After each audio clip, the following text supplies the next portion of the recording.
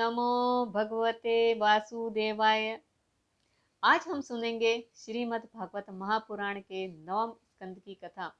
यह स्कंद अत्यंत विशेष है क्योंकि इसमें सूर्यवंश और चंद्रवंश के महान राजाओं का वर्णन है, जिनसे आगे चलकर भगवान श्री राम और श्री कृष्ण का अवतरण हुआ।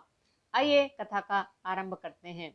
अगर आपने चैनल को सब्सक्राइब नहीं किया है तो अभी कर लीजिए, ताकि आने वाले सभी वीडियो की लिंक आप तक बिना विलंब के पहुंच सके। राजवंशों का प्रारंभ। नवम स्कंद का मुख्य केंद्र ही है राजाओं की वंशावली और उनकी चरित्र कथाएं। इसमें सूर्यवंश और चंद्रवंश दोनों का उल्लेख है। यही वे वंश हैं जिनसे राम और कृष्ण जैसे दिव्य अवतार प्रकट हुए। सूर्यवंश की कथा। राजा इक्ष्वाकु। सूर्यदेव के पुत्र वैवस्वत मनु से इक्ष्वाकु का जन्म हुआ। इक्ष्वाकु को ही सूर्यवंश का प्रथम राजा माना जाता है। वे धर्मप्रिय और तपस्वी थे। राजा हरिश्चंद्र सत्य और वचन के पालन में अद्वितीय। उन्होंने अपने राज्य, पत्नी और पुत्र तक का त्याग कर दिया, पर सत्य से कभी समझौता नहीं किया। उनकी कथा आज भी सत्य की विजय का आदर्श है। राजा सगर। सगर के वंश में असंख्य पुत्र हुए। उन्होंने समुद्र का विस्तार कराया, इसलिए समुद्र को सागर कहा गया। सगर के वंशजों में से ही भगीरथ हुए, जिन्होंने गंगा जी को पृथ्वी पर अवतरित कराया। राजा भगीरथ और गंगा अवतरण। राजा भगीरथ ने कठोर तपस्या कर गंगा जी को स्वर्ग से पृथ्वी पर उतारा। भगीरथ के पूर्वज कपिल मुनि के श्राप से भस्म हो गए थे। गंगा के जल से उनके पूर्वजों को मुक्ति मिली। यह कथा दर्शाती है कि भक्ति और तपस्या से असंभव भी संभव हो जाता है। भगवान श्री राम का वंश। सूर्य वंश में आगे चलकर अयोध्या के राजाओं की वंशावली आती है। इसी वंश में महाराज दशरथ हुए, जिनसे भगवान श्री राम का जन्म हुआ।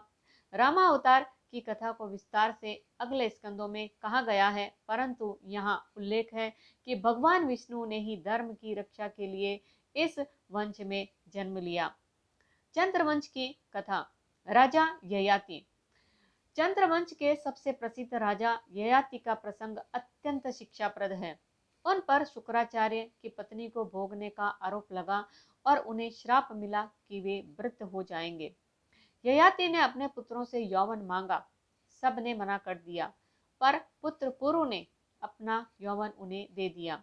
ययाति ने वर्षों तक भोग भोगे, फिर अंत में समझा कि इच्छाएं कभी समाप्त नहीं होती।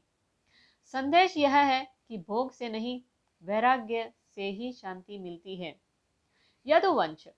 चंद्रवंश से ही यदु का वंश चला।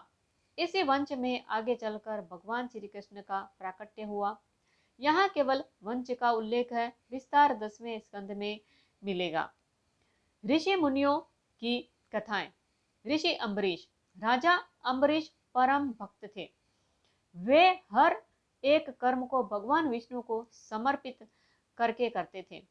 इन्होंने केवल एकादशी व्रत की महिमा से अद्भुत स्थान पाया।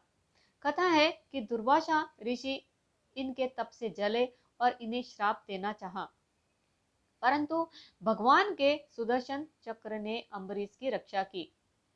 शिक्षा यह मिलती है कि भक्ति करने वाले की रक्षा स्वयं भगवान करते हैं। संतति और धर्म की धारा।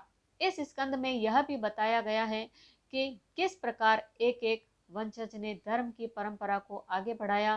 कहीं भक्ति की महिमा है, कहीं वैराग्य का उदाहरण, तो कहीं राजा अपने अहंकार से पतित हुए और फिर भक्ति से उद्धार पाया। इस स्कंद की मुख्य शिक्षाएं इस प्रकार हैं। पहला, सत्य की शक्ति। हरिश्चंद्र का आदर्श हमें सिखाता है कि सत्य पर डटे रहना सर्वोपरि है। दूसरा, भक्ति का बल। अम्बरीश की कथा दिखाती है कि सच्चा भक्त हमेशा सुरक्षित रहता है। तीसरा, तपस्या और दृढ़ संकल्प।